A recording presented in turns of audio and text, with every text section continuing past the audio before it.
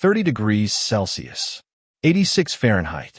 Our hiker, Maya, is still alive, but her body is now 7 degrees colder than normal. Her friend is calling her name. Maya's eyes open slowly. Her words are slurred, and the violent shivering that warned everyone earlier is fading. That is not good news. At this temperature, the cold is beginning to change how her brain and heart work. Let's rewind. 40 minutes earlier, Maya slipped from a winter footbridge into near-freezing water. Her partner, Leo, pulled her out and called emergency services. This matters because cold water steals heat far faster than cold air, and wet clothing keeps carrying heat away after the person is on land. Our timeline is an example, not a stopwatch. Cooling speed changes with water temperature, clothing, body size, movement, wind, health, and the rescue time.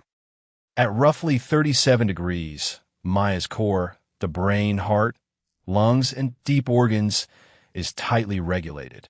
Skin temperature can swing much more, so a cold hand or a low surface reading does not prove a 30-degree core temperature. Hypothermia begins below 35 degrees Celsius. The word describes the core, not simply feeling cold. As Maya cools through 35 degrees, her body launches two defenses. Blood vessels in the skin narrow, sending less warm blood toward her fingers and toes. Then muscles shiver, turning stored chemical energy into heat. Watch Leo beside her. He is cold too, but dry clothing and movement let him replace most of the heat he loses. Maya's soaked layers make that balance impossible. Shivering is powerful, but it is expensive. Muscles burn glucose and oxygen. Breathing and heart rate may initially rise. Hands become clumsy. Zippers, phones, and shoelaces suddenly feel like precision tools. Maya tries to remove a wet glove, but fumbles it 3 times. That small failure is one of the warning signs rescuers take seriously. Near 33 degrees, the story moves from uncomfortable to neurological. Maya's speech slows. Her judgment becomes unreliable. She says she can walk to the road, then stumbles after 2 steps. This is why asking a hypothermic person whether they are fine can be misleading. The organ making that decision is cooling too.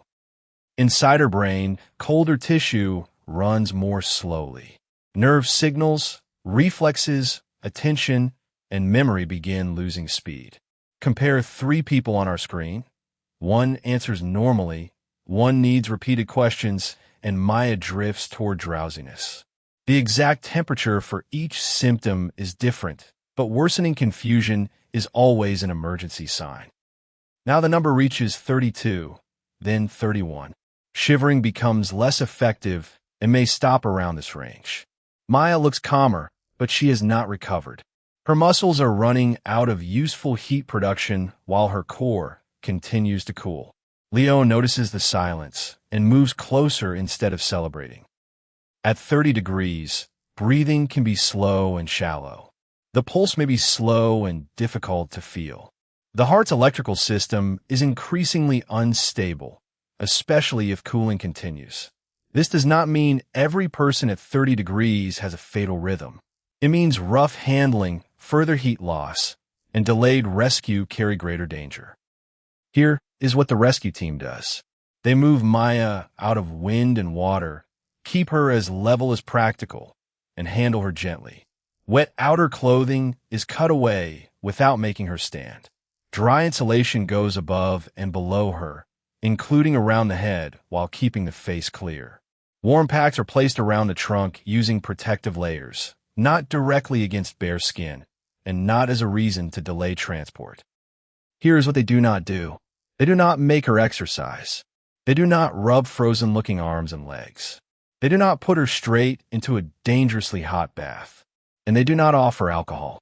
Alcohol can make someone feel warm while worsening judgment and moving more blood toward the skin, where heat escapes. The paramedics check airway, breathing, circulation, glucose, and injuries from the fall.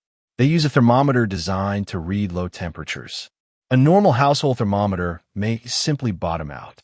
Oxygen, monitoring, warmed fluids, or more advanced rewarming depend on the patient and the medical team, not on an internet recipe. At the emergency department, Maya meets another group of characters. A nurse watches her rhythm, a physician checks her lungs and injuries, and a technician measures core temperature continuously. Rewarming is controlled. The team is not racing a hairdryer against a number. They're protecting circulation, ventilation, skin, and the heart while looking for problems that cold may be hiding. Could Maya recover fully from 30 degrees? Yes. 30 degrees is life-threatening, but it is not a guaranteed point of death or permanent brain injury. Outcome depends on the cause, cooling speed, oxygen supply, trauma, illness, time to rescue, and the quality of rewarming and critical care. Some deeply cooled people have survived extraordinary temperatures, but those rare cases are not permission to wait. And there is one more reason not to give up too early. Severe hypothermia can make breathing and pulse almost impossible to detect, creating signs that resemble death. Trained rescuers follow special hypothermia protocols. If a person is unresponsive and not breathing normally, call your local emergency number, follow the dispatcher, and begin CPR if instructed or trained. Never assume that cold alone makes rescue pointless. So what if your body temperature dropped to 30 degrees Celsius? Your shivering might fade, coordination and judgment could fail, breathing and pulse could slow, and the heart could become dangerously unstable. But the number is not the ending. Maya's best chance comes from the people around her. Leo recognizes the change. Rescuers prevent more heat loss. Paramedics monitor the heart, and the hospital rewarms her carefully. In hypothermia, calm does not always mean safe, and getting help early can change the entire story.